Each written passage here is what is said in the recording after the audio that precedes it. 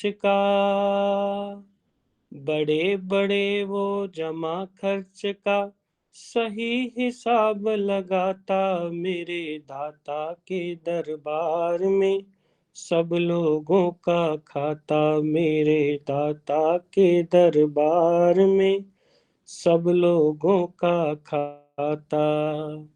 जो कोई जैसी करनी करता वैसा ही फल पाता मेरे दाता के दरबार में, सब लोगों का खाता।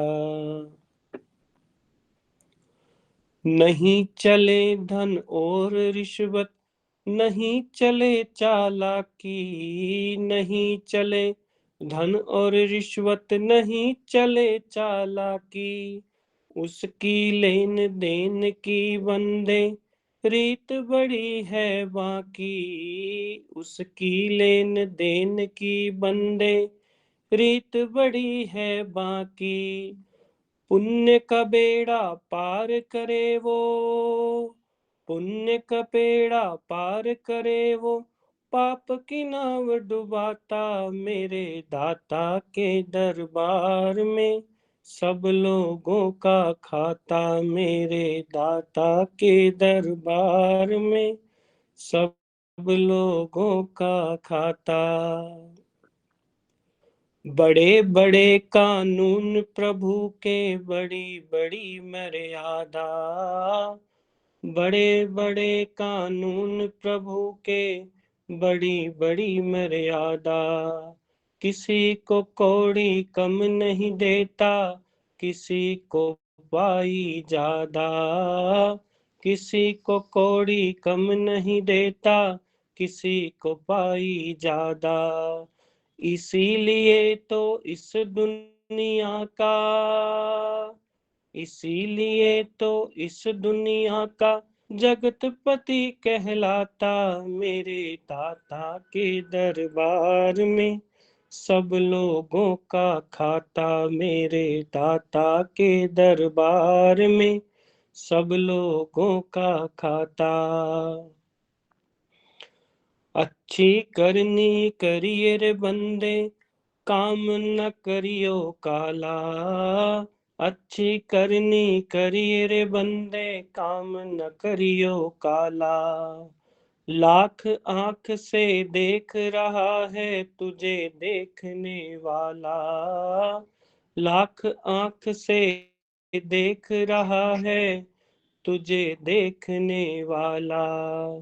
भले कर्म करते ही रहियो, भले कर्म करते ही रहियो, समय गुजरता जाता मेरे दाता के दरबार में, सब लोगों का खाता मेरे दाता के दरबार में, सब लोगों का खाता। जो कोई जैसी करनी करता वैसा ही फल पाता मेरे दाता के दरबार में, सब लोगों का खाता मेरे दाता के दरबार में, सब लोगों का खाता, सब लोगों का खाता। धन्यवाद जी। बहुत बहुत धन्यवाद बहुत आभार सुंदर, आपका। बहुत सुंदर।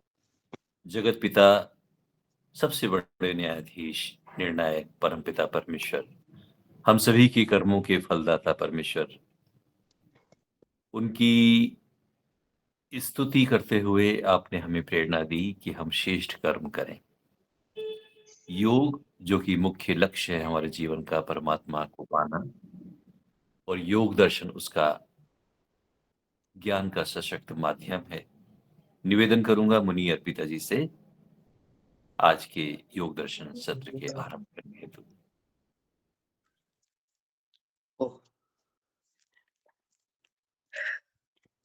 आइए, कक्षा का समय हुआ, प्रारंभ करते हैं। उस परमपिता परमात्मा का मुख्य नाम ओम का उच्चारण करेंगे। ओ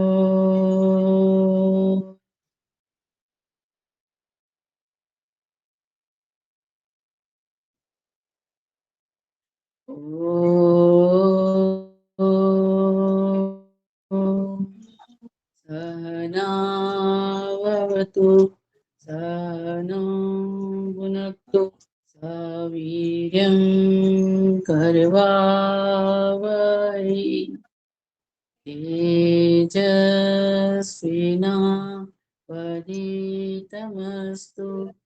मा विद्विषावै। ओम शांति शांति शांति।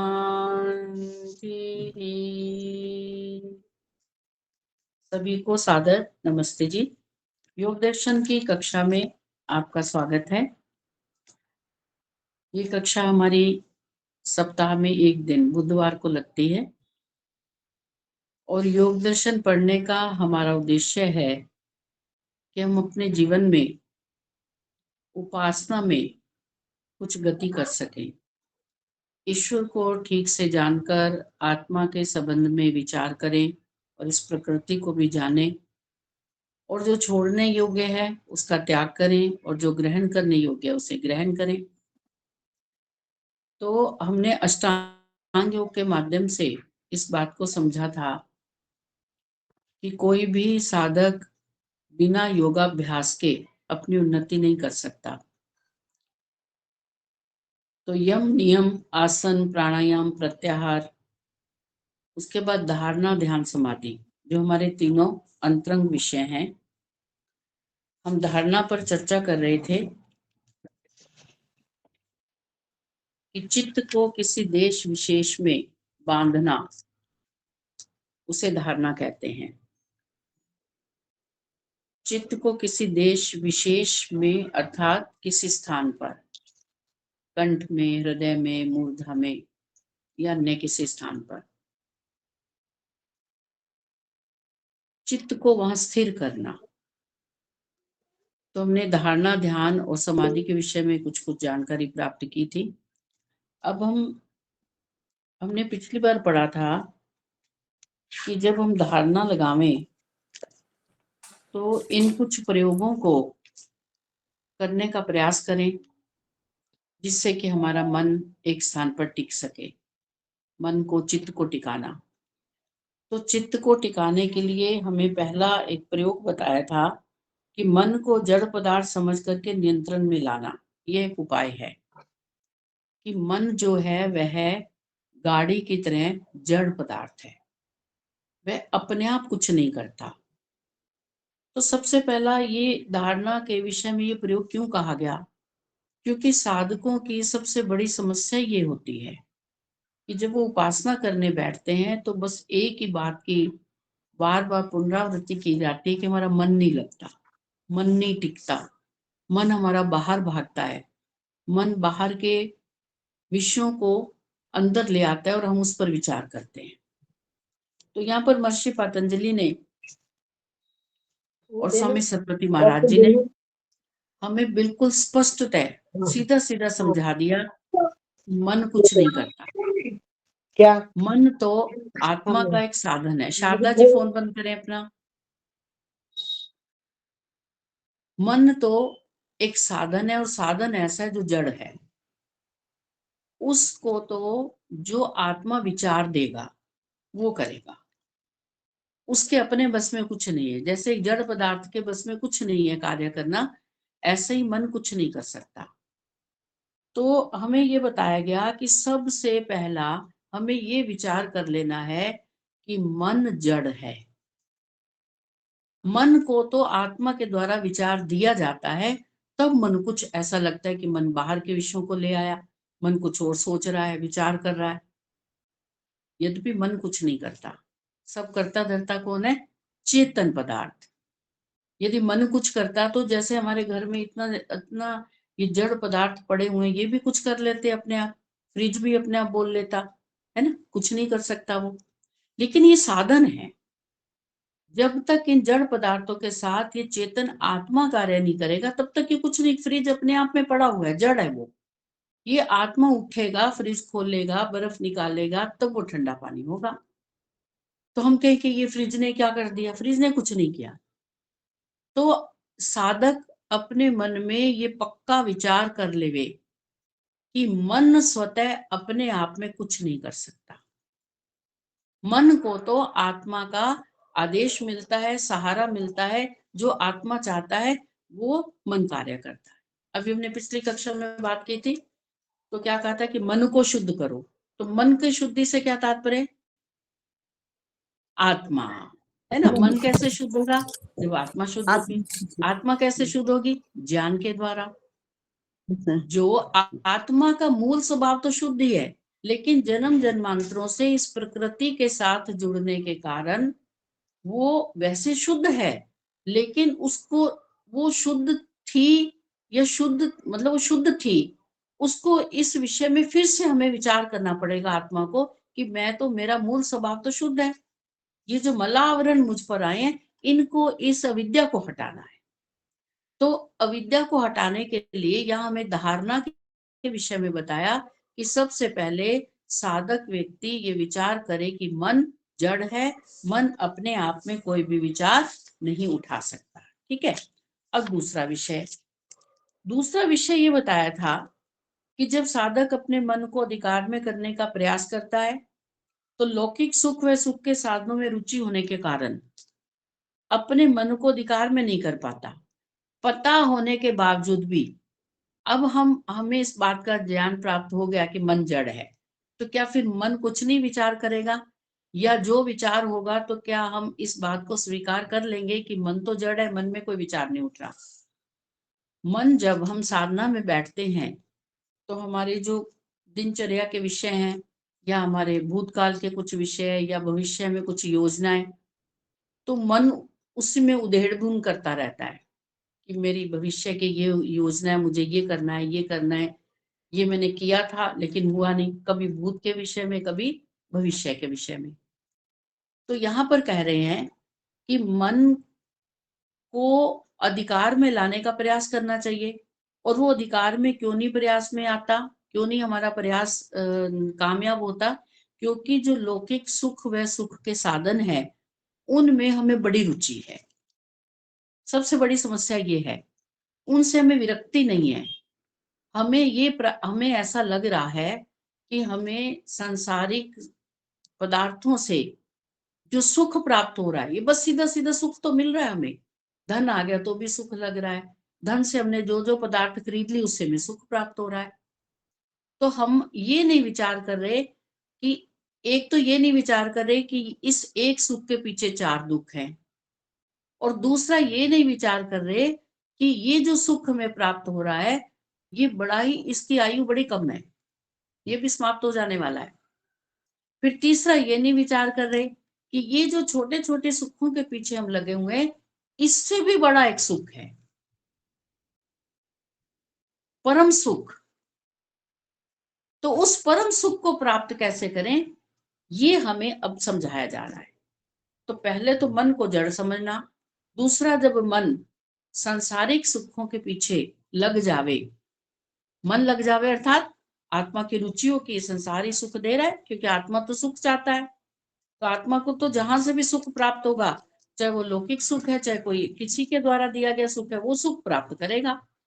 तो सुख व सुख के साधन अनित्य हैं, और समस्त सांसारिक सुख दुख मिश्रित है।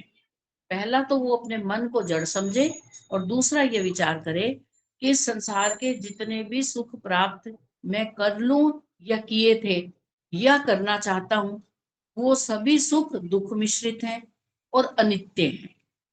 वो सुख सदा नहीं रहने वाले।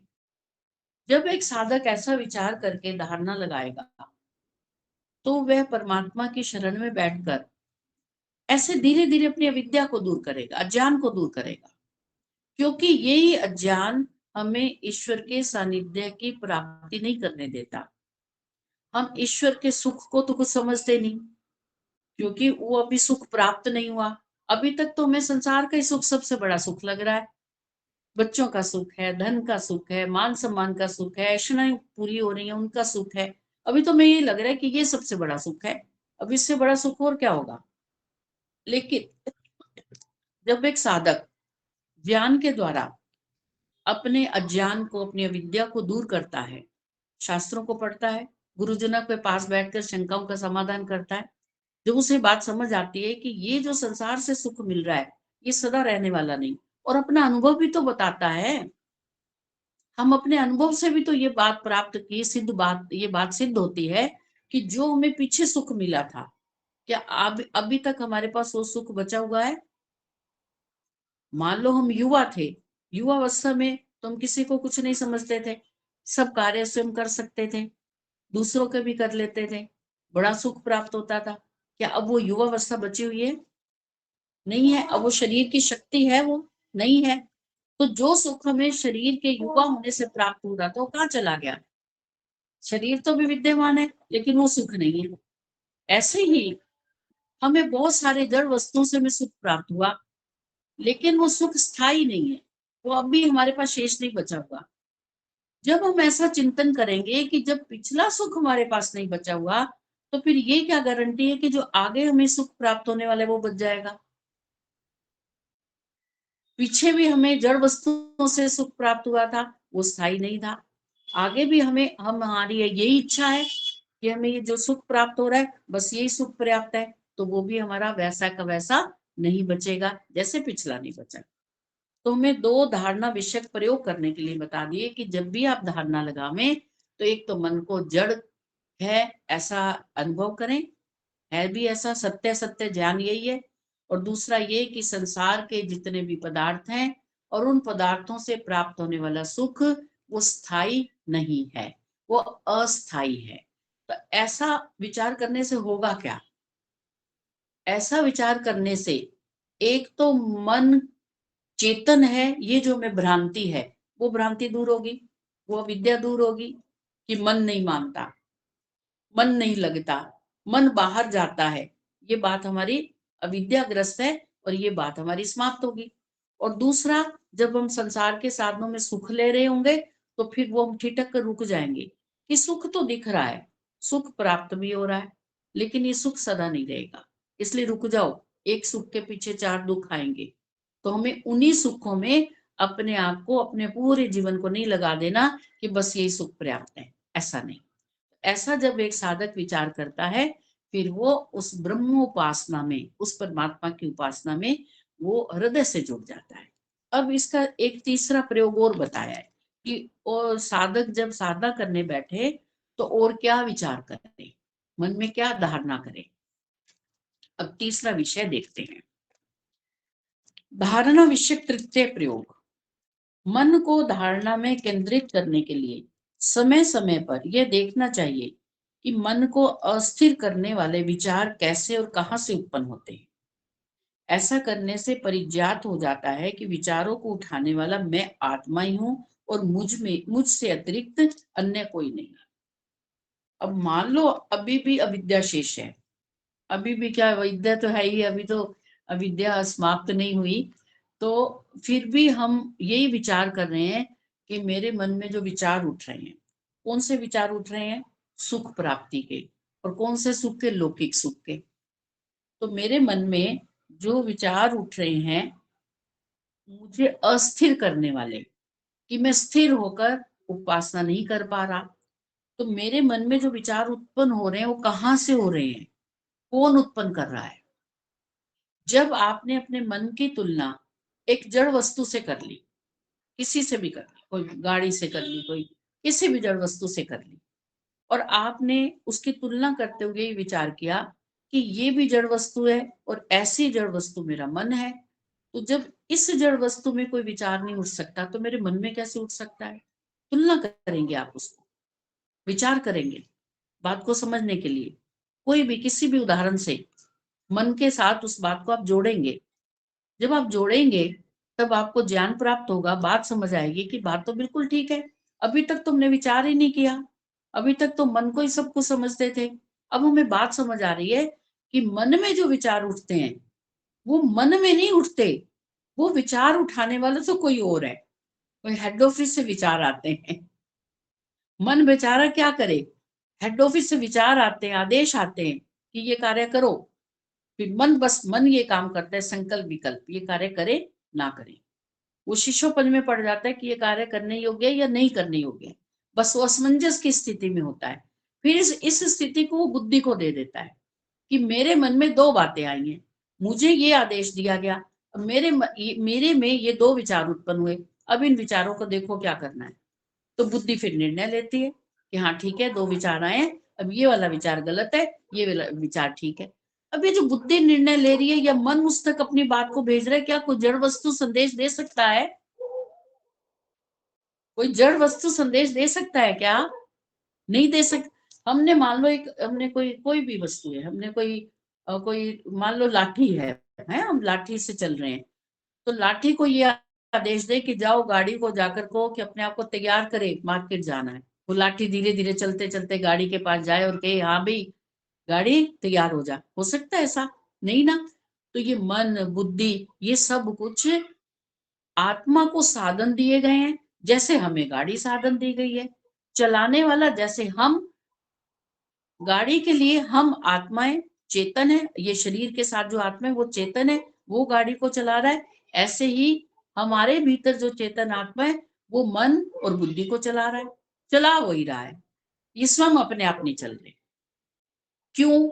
इस पर विचार करें तो व्यक्ति की मृत्यु के समय आत्मा ही तो शरीर से निकलता है। आत्मा चेतन है, चेतन तत्व तो निकल गया, तो ये बाकी तो सारा कुछ पड़ा रहता है इसमें।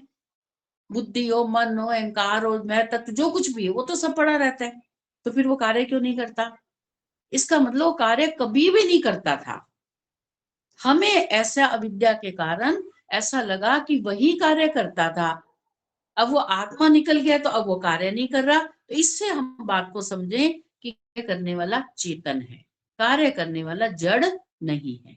ये एक बहुत बहुत बड़ा विज्ञान है। ये छोटी सी बात नहीं है कि हमने पुस्तक में से पढ़ा और पढ़ के आपको बता दिया और मैंने भी मान लिया और आपने भी मान लिया, फिर भी हमें बात समझ नहीं आएगी। समझ आने के बाद भी ये हमारे भीतर नहीं उतरेगी बात। इसके लिए हमें तप करना पड़ेगा, इसके लिए प्रयास करना पड़ेगा प्रतिदिन, और प्रतिदिन ही नहीं प्रतिपल हमें इस विचार को अपने मस्तिष्क में रखना पड़ेगा कि हमारे शरीर में आत्मा और परमात्मा के अतिरिक्त सब कुछ जड़ है। ये जड़ पदार्थ है सब, ये आत्मा को साधन के रूप में मिले, क्योंकि आत्मा चेतन होते हुए भी स्वतः अपने आप में कुछ नहीं। उसको कर्म करने के लिए शरीर चाहिए, बिना शरीर के वो कुछ कर नहीं सकता। तो आत्मा चेतन है और बाकी पूरा का पूरा शरीर जड़ है। अब वो संस्कार कहाँ रहते हैं, कर्मों का फल कहाँ रहता है, वो एक अलग बात है। तो हमें धारणा के विषय में ये तीसरी बात बता दी कि जब मन को धारणा में केंद्रित करना है तो फिर समय समय पर यह भी देख लेना चाहिए कि मन में ये विचार कौन उठा रहा है, मन क्यों अस्थिर हो रहा है, मन क्यों नहीं टिक रहा, क्यों नहीं लग रहा। जब हमें गुरुजन बताते हैं, हमें शास्त्र बताते हैं कि नेत्रों को बंद करके अपना ध्यान एक स्थान पर लगा लें, अपने चित्त को एकाग्र कर लें, बस उसी को धारणा कहते हैं। अपने कंठ पर लगाएं, हृदय में लगाएं, मूर्धा में लगाएं, जहां आपको उपयुक्त लगता है, मस्तक में लगाएं, बस वहीं पर लगाएं ध्यान। बस धारणा लगानी वहीं पर, धारणा धारणा लगाएं वहीं पर। वह लगाकर देखें कि आपके कोई और विचार तो नहीं उत्पन्न हो रहा, लेकिन वहां धारणा लगाते ही मन कुछ और विचार कर रहा है। तो मन को रोकने के लिए हमें ये तीन इस प्रकार का ये हमें प्रयोग करने के लिए बता दिया कि ये 3 प्रकार के प्रयोग है। पहले इनको पूरा कीजिए, पहले इसमें सिद्धस्त होजिए, पहले इसको मन से ये बिल्कुल पूर्णतः सत्य हैं, ये वेदोक्त हैं। ये जो ऋषि मुनियों ने हमें बताए हैं वो वेदों की बात है कि हमें धारणा कैसे लगानी है। जब तक ये इन प्रयोगों को हम प्रयोग करके नहीं देखेंगे तब तक बात नहीं समझ आएगी कि एक स्थान पर चित्त को टिकाने के बाद भी मन में जो विचार उत्पन्न हो रहे हैं वो मन में विचार उत्पन्न कौन कर रहा है। प्रतिदिन इसका अभ्यास करना चाहिए। धीरे धीरे अभ्यास करते करते हमें बात समझ आ जाएगी कि वास्तव में मन नहीं कर रहा, मन तो जड़ है। मन को चलाने वाली कोई हेड ऑफिस से कोई संकेत आ रहे हैं, तब मन वो कार्य को उस संकेतों को पकड़ता है। ठीक है, तो यहाँ पर बात हो गई कि ऐसा करने से परिज्ञात हो जाता है कि विचारों को उठाने वाला मैं आत्मा ही हूं। तब बात समझ आ जाती है कि मैं आत्मा ही विचारों को उठाता हूं और मुझसे अतिरिक्त अन्य कोई नहीं। इस प्रयोग से मन को धारणा केंद्र में स्थिर करने में सफलता मिलेगी। फिर क्या करेंगे? मन खाली, बिल्कुल खाली डाली है, मन में कुछ नहीं, और उसको धारणा स्थान पर लगाना है। उसमें कोई विचार मन नहीं उठा रहा। यदि कोई विचार उठ रहा है तो वो उठाने वाला आत्मा है। ठीक है, इस पर हम अभ्यास करेंगे प्रातःकाल की कक्षा में। तो इन तीनों प्रयोगों को ध्यान में रखना है। स्मरण, थोड़ी सी अपनी स्मरण शक्ति को थोड़ा बढ़ाइए, याद रखने की कोशिश कीजिए कि 3 बातें बताई गई हैं। इस प्रयोग को हमने बार बार करना है। एक दिन में नहीं समझ आएगा, एक दिन में तो अभी शब्द ही नहीं समझ आते, फिर शब्दों का अर्थ समझ आना है, फिर उसकी भावना बनानी है। तो अभी तो पहले पहले तो शब्दों को याद रखिए कि 3 कौन से प्रयोग हमें करने के लिए कहे जा रहे हैं। अब आगे चलते हैं। धारणा केंद्र में मन को स्थिर करने के लिए साधक को यह विचार करना चाहिए कि यदि मैं धारणा केंद्र में मन को स्थिर करने में सफल हो जाता हूं, मैं मतलब मैं कौन? हर्ष जी, आत्मा, जीवात्मा। चेतन हाँ चेतन आत्मा, चेतन हाँ, आत्मा। और चेतन आत्मा, दो ये विकल्प हो गए, एक ही बात है, दोनों एक ही शब्द है, चेतन या आत्मा, है ना। तो क्या यदि मैं मतलब आत्मा धारणा केंद्र में, धारणा केंद्र क्या, जहां पर हमने धारणा लगाई, जिस स्थान विशेष पर केंद्र में मन को स्थिर करने में सफल हो जाता हूं, तो इससे ध्यान और समाधि की सिद्धि होगी। तो यहाँ क्यों कहा गया कि हमें धारणा एक टक बस वहीं पर लगानी है, मन में कोई विचार उत्पन्न ना हो। यदि इस स्थिति में आत्मा सफल हो गया तो फिर इससे आगे की सीढ़ी जो है ध्यान, और फिर उससे आगे की सीढ़ी समाधि, उसमें तब सफलता मिलेगी जब धारणा में हम अपने चित्त को एकाग्र करेंगे, मन में कोई विचार नहीं उठेगा। ठीक है, सिद्ध होगी और उससे मैं ईश्वर साक्षात्कार तक पहुंच जाऊंगा। ये कौन कह रहा है? आत्मा। अन्यथा मैं ईश्वर प्राप्ति, जो मेरा मुख्य लक्ष्य है, उसको छोड़कर सांसारिक विश्व में ही आसक्त होकर विविध दुखों को भोगूंगा। अब इतनी समझ आत्मा को होनी चाहिए। ये एक छोटी सी बात नहीं है, ये एक बहुत बड़ा ज्ञान है। यही तो आत्मा को समझाना है हमें कि यदि मैं धारणा ध्यान समाधि में सफल नहीं हुआ तो फिर ये संसारिक सुख दुखों में ही पड़ा रहूंगा जन्म जन्मांतरों तक। जो मुझे सुख प्राप्त हो रहे हैं बस उसी में फंसा रहूंगा। कि अब मेरा विवाह हो गया, वाह बहुत अच्छा, पत्नी आ गई, फिर अब बच्चा हो जाए, आगे संतान हो जाए, अरे वाह ये तो और खुशी की बात हो गई। फिर बच्चा बड़ा हो गया, फिर उसका विवाह करना है, फिर वो धन दौलत कमाने लगा, फिर मकान बन गया, गाड़ी ले ली, बस यही सुखों में मैं पड़ा रहूंगा। यदि मैं इस बात को नहीं समझ पाया कि ये संसारिक सुख दुख ये दोनों क्या है? अनित्य है। ये नित्य है क्या? अनित्य है। ये थोड़े से समय के लिए, सुख भी और दुख भी, बस दुख और सुख, दुख आता रहेगा फिर सुख आ गया, कभी कभी बहुत समय तक दुख चला, कभी कुछ अधिक समय तक सुख चला, कभी थोड़े समय तक चला। तो ये आदान प्रदान, ये आना जाना इसका लगा रहेगा। लेकिन यदि मैं ईश्वर की प्राप्ति, ईश्वर का साक्षात्कार कर लूं तो उसमें किंचित भी दुख नहीं है। क्या नहीं है? सांसारिक सुख दुख से परे नित्य आनंद। कहाँ पढ़ते हैं आप? प्रतिदिन इस मंत्र को पढ़ते हैं। सांसारिक सुख दुख से परे नित्य आनंद, मोक्ष को धारण करके, जो विद्वान लोग मोक्ष को धारण करते हैं फिर क्या करते हैं? किस में पड़े रहते हैं? वो वही परमात्मा, वही ब्रह्म हमारा आचार्य, हमारा गुरु, हमारा राजा, हमारा न्यायाधीश है। कि संसारिक दुख सुख से परे नित्य आनंद युक्त होकर मोक्ष को धारण करने वाले परमात्मा में जब विद्वान लोग मोक्ष को धारण करते हैं तो फिर वही परमात्मा, तो उसमें किंचित भी दुख नहीं, कहीं पर भी परेशानी नहीं, किसी प्रकार का भी कोई कोई ये जो जो दुख की प्राप्ति है इन जड़ पदार्थों के साथ मिलने से होती है।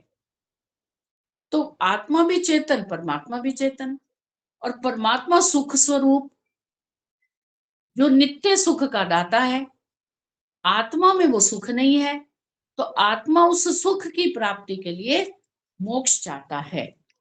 तो यहाँ क्या हो गया, ईश्वर का साक्षात्कार। ठीक है, तो यदि धारणा, अब यहाँ से धीरे धीरे सब इस बात को समझना है कि धारणा में मन को, चित्त को स्थिर करना है एक स्थान पर, उसके बाद फिर ध्यान और समाधि है। अन्यथा मैं ईश्वर प्राप्ति जो मेरा मुख्य लक्ष्य है उसको छोड़कर सांसारिक विषयों में ही आसक्त होकर विविध दुखों को भोगूंगा। ठीक है, आगे देखिए। जब धारणा की स्थिति अच्छी बन जाती है तो ध्यान करने में सुविधा हो जाती है। ध्यान काल में साधक को निम्न सावधानियां रखनी चाहिए। अभी जैसे 3 प्रयोग करने बता दिए धारणा के विषय में, अब वो ध्यान के विषय में भी बता रहे हैं कि इन इन बातों का ध्यान रखना चाहिए कि यदि धारणा में आप सफल हो जावें तो अब उसके बाद ध्यान कैसे लगाना है। तो ध्यान के लिए हम आगे बढ़ते हैं। नंबर 1, पहले साधक को ईश्वर के गुण, कर्म, स्वभाव को बताने वाले मंत्र व वाक्यों का अर्थ अच्छी प्रकार से जान लेना चाहिए। ध्यान करते समय अर्थ सहित जप वाक्य का प्रयोग करते रहना चाहिए, किंतु कभी कभी साधक मानसिक जप करता हुआ जप वाक्य को बंद कर देता है। यदि जप वाक्य का उच्चारण बंद हो जाए तो तत्काल उसको पुनः प्रारंभ कर देना चाहिए। ये ध्यान की स्थिति बता रहे हैं। अब इसको जरा बड़े ध्यान से बात को समझो। सबसे पहली बात तो अत्यंत महत्वपूर्ण है कि हमें परमात्मा का ठीक ठीक ज्ञान होना चाहिए। परमात्मा के गुण, कर्म, स्वभावों को ठीक ठीक हमें समझ आनी चाहिए।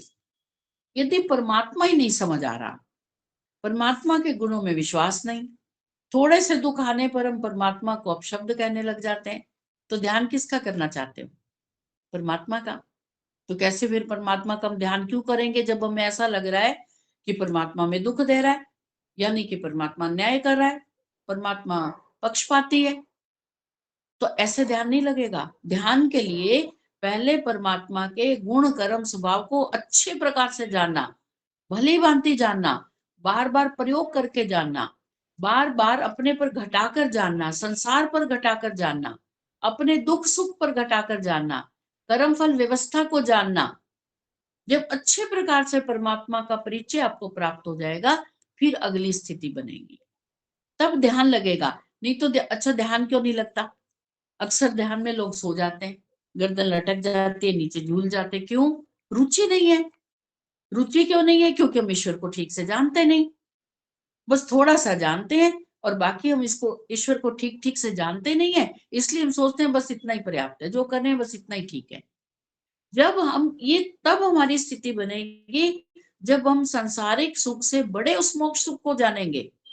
अभी तो हमें सिर्फ ये पता है कि सांसारिक सुख पर्याप्त है, बस ठीक है। हमारी बहुत सारे ऐसे लोगों को कहते हुए सुना कि वो यही कहते हैं, हे परमात्मा जो कुछ भी आपने दिया है बस बेशक इससे ज्यादा मत देना, लेकिन कम मत करना।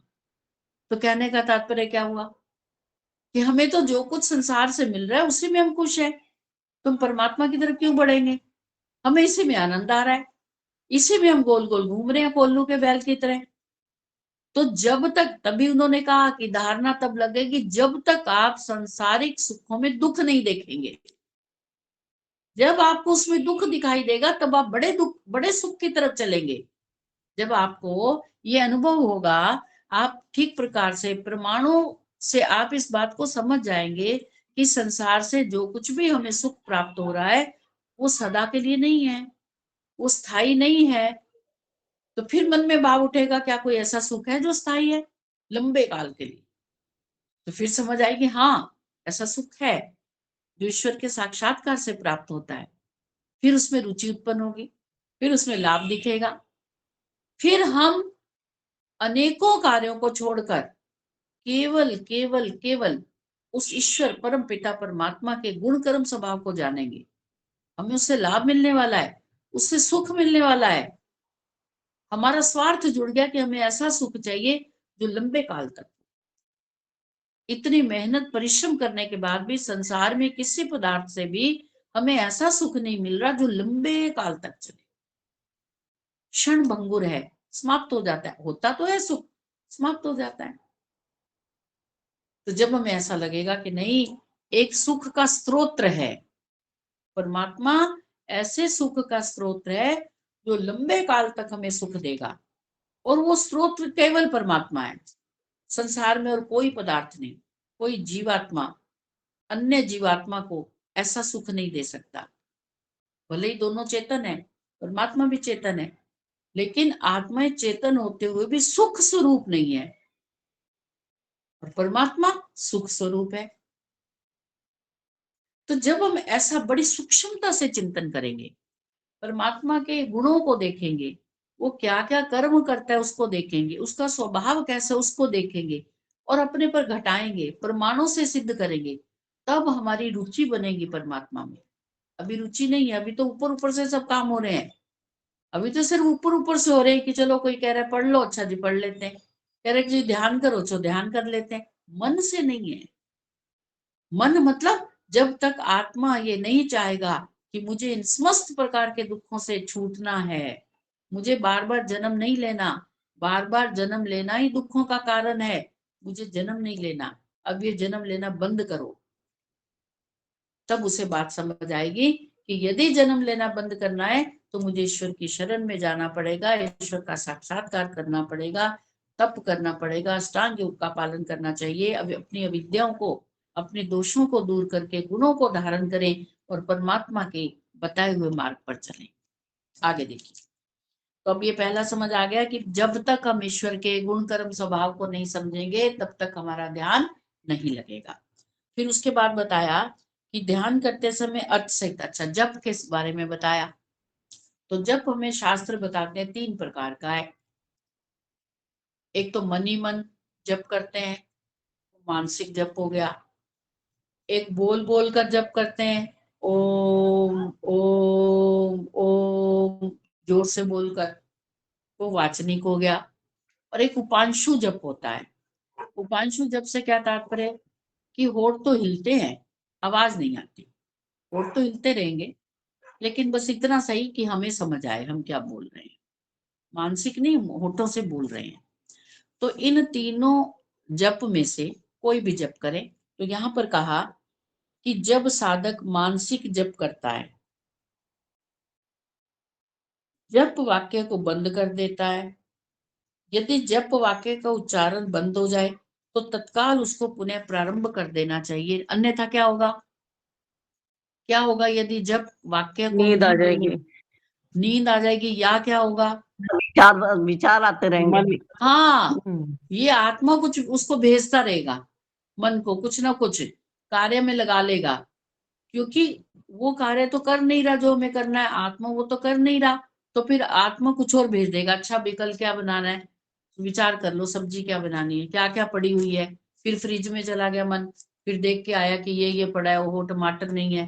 फिर मन ने सोचा अच्छा टमाटर के बिना कोई सब्जी बन सकती है, वो बनाएंगे। वो जब तो छूट गया, अब जब तो छूट गया, अब वो मन फ्रिज में चला गया। किसने भेजा, आत्मा ने, विकल कोई बढ़िया सब्जी होनी चाहिए। वो तो छूट गया, ईश्वर ओम ओम तो छूट गया, अब फिर वो फ्रिज में चला गया। तो देखो हमारे लिए क्या बोलते हैं, हमारे लिए ये थोड़े थोड़े टैक्ट बताए हैं, है ना। तो ऐसे करना चाहिए। फिर ये नहीं समझ आ रहा, फिर दूसरा देख लो, ये नहीं हो रहा, तीसरा देख लो। तो जैसे हमें बताया कि धारणा कहाँ लगानी है, तो कहा कि आप नासिकाग्र पर लगा सकते हैं, कंठ में लगाएं, मूर्धा में लगाएं, मस्तक पर लगाएं, पीछे हाड़ में लगाएं, कहीं पर लगाएं। प्रयोजन स्थान नहीं है कि कहाँ पर लगाएं। कोई लोग कहते हैं कि मस्तक में लगाने पे हमारा सिर दर्द होता है, छोड़ दो भाई उसको, यहाँ लगा लो। यहाँ भी कुछ हो रहा है, कंठ पे लगा लो, बदलना नहीं। मतलब बदल ऐसे सकते हो कि यदि कोई तकलीफ हो रही है तो उसको छोड़ दो, फिर दूसरी जगह लगा के देखो। तो स्थान विशेष नहीं है, विशेष है मन को एकाग्र करना। तो यदि मन को एकाग्र करने के लिए आप वाचनिक जप कर रहे हैं, तो फिर जप कोई भी उपांशु जप करे। उन्होंने लिखा कि मानसिक जप करते करते यदि आपका जप बंद हो गया, फिर मन किसी और पंगे में पड़ जाएगा, कुछ और विचार करने लगेगा, इसलिए उसको फिर शुरू कर दो। फिर शुरू, और इतना प्रारंभिक जो साधक है वो इतना सा अवश्य बोले कि कम से कम उनके कान सुने। मानसिक करेंगे तो फिर तो मन में बहुत वो कभी कभी तो हमारा जप भी चलता रहता है और दिमाग कुछ और कर रहा है। जैसे हम यज्ञ करते हैं तो कभी कभी यदि आपको मानसिक रूप से कोई मान लो तनाव है, सारा यज्ञ खत्म कर देंगे, ठीक ठाक मंत्र भी बोलेंगे, लेकिन ये नहीं पता लगेगा कर क्या रहे हो। यंत्रवत ये पता है कि अब दीपक प्रज्वलित करना है, अब कपूर डालना है, अब सामग्री, अब घी, सब कर दोगे, एकदम से दिमाग में अरे हवन तो खत्म भी हो गया। तो ये यंत्रवत कार्य कर दिया, लेकिन हमें पता नहीं चला करा क्या है। ऐसे ही मन से जो जब हमने एक स्थान पर धारणा लगाई और वहां से जप शुरू किया, वो जप जब जब मान लो जप बंद हो गया, अच्छा मान के लो जप बंद क्यों होता है? जप में आपको रुचि नहीं आ रही, जप से आपको लाभ नहीं दिख रहा, आत्मा को सुख नहीं मिल रहा, क्योंकि आत्मा को तो सुख चाहिए, आत्मा को उसमें सुख नहीं मिल रहा। क्यों नहीं मिल रहा? क्योंकि आत्मा अभी अविद्या से ग्रस्त है, उसे पता ही नहीं कि जप करने से लाभ क्या है। आत्मा को तो ये पता है कि कल सब्जी क्या बननी चाहिए, बस उसमें उसे सुख दिख रहा है। तो बताओ, एक हम कहां पर तो परमात्मा का ध्यान और कहां पर आत्मा फंसी हुई है अभी सब्जी में। विचार करके देखो, यही तो आत्मा को शुद्ध करना है। कहीं आपको मान लो तीनों में से कौन सा ठीक है? तीनों जप में से सब्जियां खाओ यही ठीक है। अच्छा जप करना कौन सा ठीक है? जी हाँ जी। जिसमें आपका ध्यान लग सके, जिसमें आपका मन बाहर ना जाए, बाहर के पदार्थों को आप ग्रहण ना करो, बाहर के विषयों को मत लाओ, वो ठीक है। तो यहां पर कहा कि जब आप मुंह से बोल रहे हैं,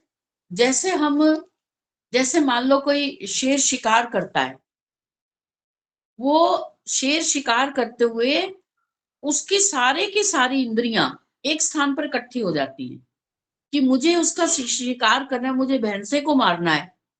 और वो देखते हैं चारों तरफ से कि ये मेरे से ज्यादा ताकतवर तो नहीं, मैं इसका कौन सा अंग पकड़ूं कि बस ये धराशायी हो जाए। अब वो सारा का उसका चित्त, मन, बुद्धि, आत्मा सब कुछ उस भैंसे को मारने में सुख की अनुभूति कर रहा है कि मैं उसको मारूं और मैं खाऊंगा तो मजा आएगा मेरे को। अब उसने सारे की सारी इंद्रियों को, सारी चेतनता को एक जगह पे इकट्ठा कर लिया। बस ऐसा ही हमें करना है। हमारा मन, बुद्धि, चित्त, जो कुछ भी हमें ईश्वर ने आत्मा को ये साधन दिए, वो बाहर की तरफ ना जाए, ना ही हमारे भूतकाल का सोचे, ना कोई भविष्य की योजना बनाए। बस एक ही काम आगे आएगा, एक तानता। तो यहां पर बात हो गई कि साधक मानसिक जप करता हुआ कभी कभी वाक्य बंद कर देता है, तो फिर उसका मन भटक जाता है, इसलिए वाक्य को बोलता रहे, ठीक है, विचार करता रहे। नंबर 2, ध्यान करते समय जप वाक्य का प्रयोग करते हुए उसका अर्थ चिंतन करते हुए इन समस्त क्रियाओं तथा अपनी आत्मा को ईश्वर समर्पित रखना चाहिए। सबसे पहली बात, जिस शब्द का आप जप कर रहे हैं, शब्द का कर रहे हैं या मंत्र का कर रहे हैं या किसी श्लोक का कर रहे हैं, उसका अर्थ आना चाहिए। यदि आप ओम का भी जप कर रहे हैं तो ओम बोलते हुए क्या कह रहे हैं आप, अकार उकार मकार के क्या अर्थ है, या ओम का क्या अर्थ है। यदि ओम का आप सर्वरक्षक आप अर्थ लगा रहे हैं तो बीच बीच में बोलते भी जाएं, ओम सर्वरक्षक, बोल दें बीच में, फिर बार बार ओम का जाप करते जाएं, फिर बीच में बोले सर्वरक्षक। और फिर एक स्थिति ऐसी हो जानी चाहिए कि आपको सर्वरक्षक बोलने की आवश्यकता ना पड़े, बस आप ओम बोल रहे हैं तो ओम के साथ ही आपको अर्थ भी आ रहा है, और अर्थ के साथ कालांतर में धीरे धीरे कई वर्षों तक तप करते हुए पहले आप ओम बोलेंगे, फिर उसका अर्थ साथ में आ रहा है सर्वरक्षक, और फिर सर्वरक्षक की भावना भी बन रही है। भावना से क्या तात्पर्य? कि परमात्मा सर्वरक्षक है, सबकी रक्षा करने वाला है। कैसे रक्षा करता है?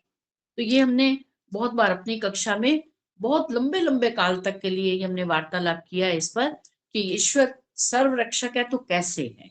कैसे रक्षा करता है ना। ओम भूर्भुवः स्वः से कि वह सुखदायक हमें सुख कैसे देता है, या वह न्यायकारी का आप जाप कर रहे हो तो न्यायकारी कैसे है, वो कैसे न्याय करता है, कैसे हमें कर्मों का फल देता है।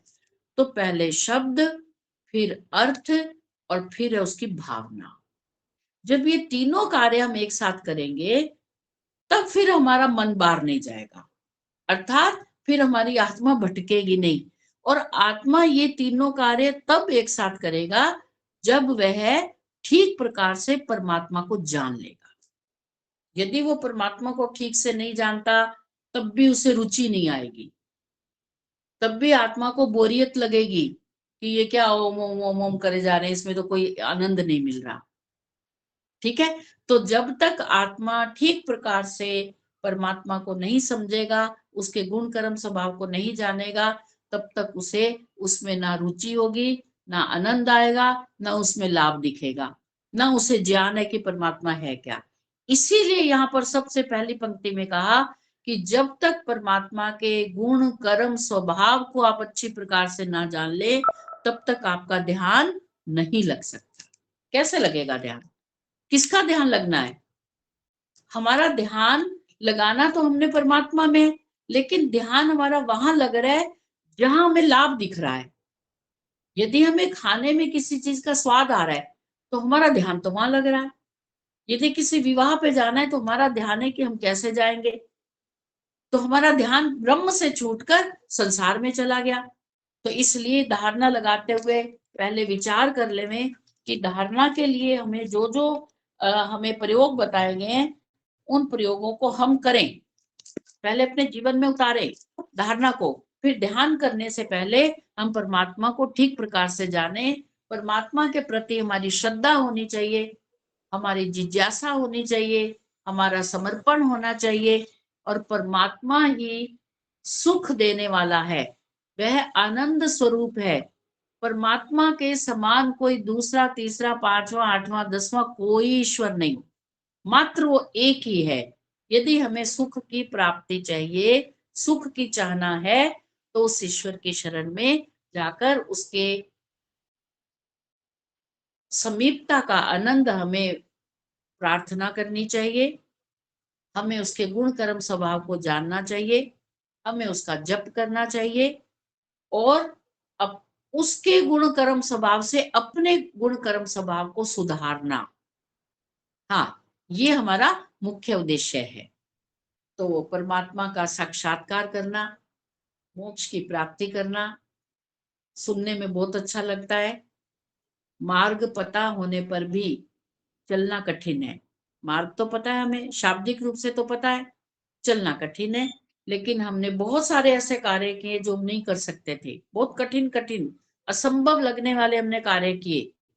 तो ये तो संभव कार्य है ही नहीं, क्योंकि असंभव का कोई उपदेश नहीं, वेदों में असंभव का उपदेश नहीं दिया जाता, वही उपदेश दिए गए हैं जो हम कर सकते हैं।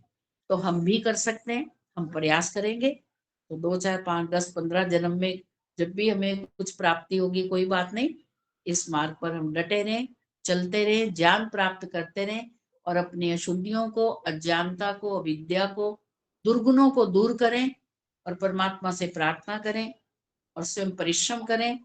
ये प्रभु हमें इस मार्ग का पता भी आपने बताया, शाब्दिक ज्ञान से हम धीरे धीरे उस बात को समझ रहे हैं, और हम उन बातों को, उन प्रयोगों को अपने जीवन में धारण करके आपको हम प्राप्त कर सके, ऐसी हम आपसे प्रार्थना करते हैं। ओम शांति। बहुत बहुत धन्यवाद, आभार। धन्यवाद, सबको नमस्ते। ओम सबको सादर नमस्ते जी। सभी को सादर नमस्ते जी। सभी को सादर नमस्ते जी। नमस्ते। सबको सादर नमस्ते जी।